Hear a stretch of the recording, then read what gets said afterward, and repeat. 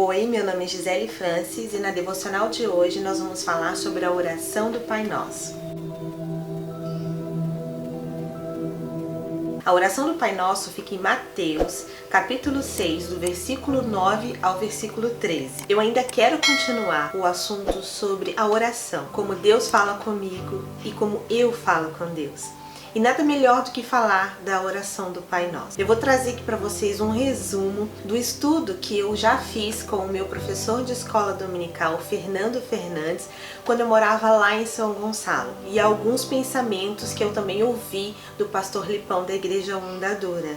A gente precisa lembrar que nesse momento Jesus estava ensinando os discípulos a orarem.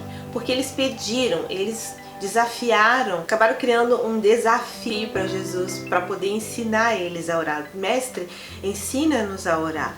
E a intenção de Jesus não era ensinar algo vazio, algo que realmente criasse um relacionamento com ele.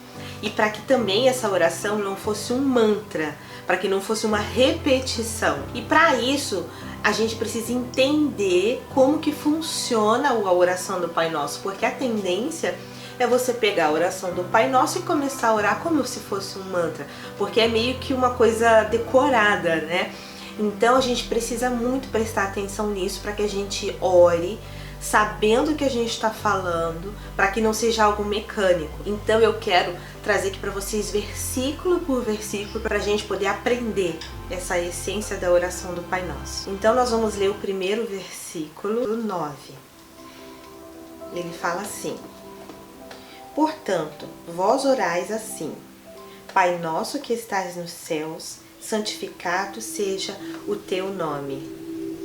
Então, quando ele começa a falar Pai nosso que estás no céu, é reconhecendo que Deus é o nosso Rei e que Deus é o nosso Deus soberano, reconhecendo a majestade dele que está no céu, que ele é o nosso Pai.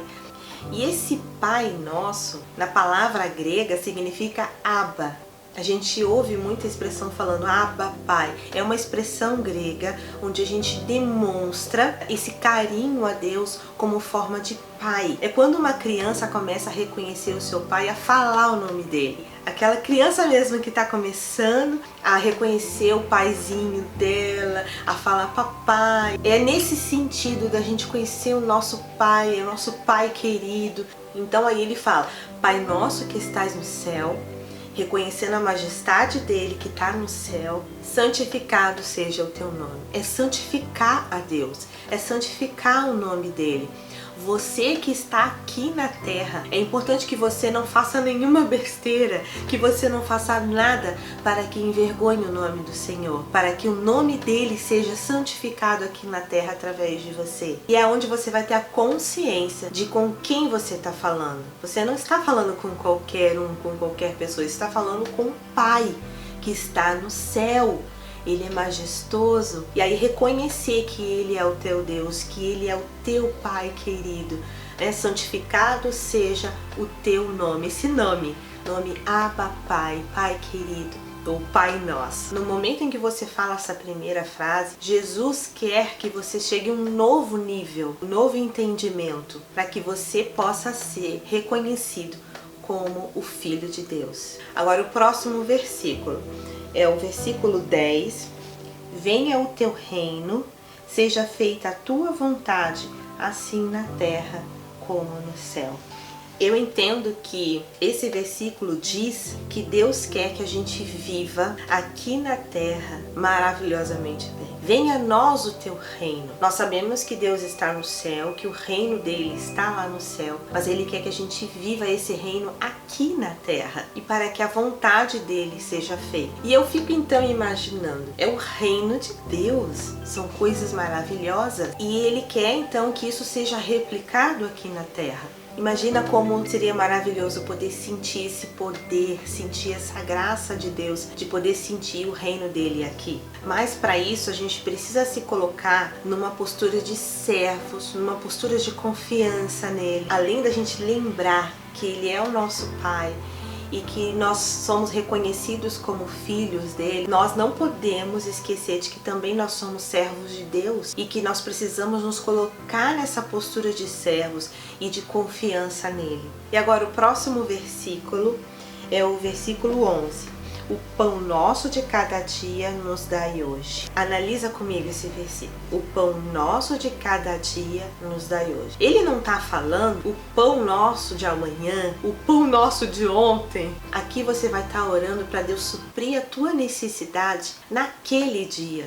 Então é todo dia, é vivendo na graça de Deus todos os dias. E o que a gente não pode esquecer é que nesse versículo você precisa prestar bem atenção que não é para você se preocupar com o pão de amanhã, e sim com o pão de hoje, com a tua necessidade de hoje, e não se preocupar com a tua necessidade de amanhã, porque o futuro pertence a Deus. Confia nele. E essa é uma maneira de você pedir para Deus por suas necessidades, qualquer necessidade que você esteja passando.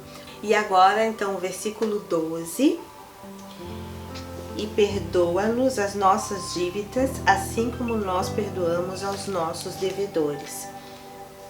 Aqui eu vejo duas situações. É o momento em que você vai confessar os teus pecados. Você está pedindo a Deus para te perdoar. Senhor, me perdoa pelo que eu fiz, perdoe os meus pecados. Aqui fala dívida, né? Mas nós vemos também como algo que você fez que desagradou a Deus. Mas tem uma coisa que você não pode deixar passar desapercebido. Ele fala, perdoa as nossas dívidas assim como nós perdoamos aos nossos devedores.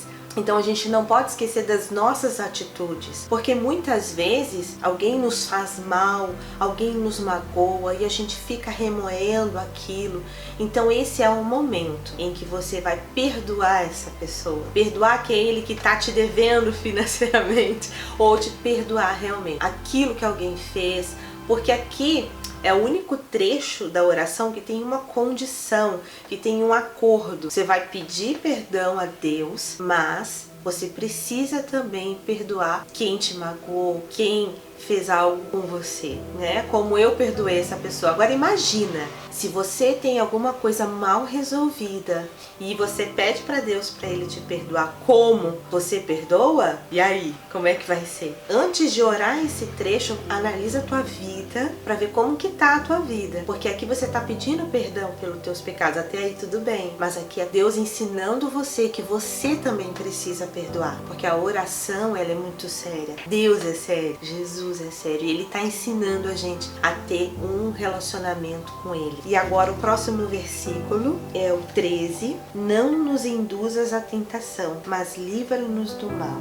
Não nos deixe cair em tentação, mas livra-nos do mal, pois tu é o reino, o poder e a glória para sempre.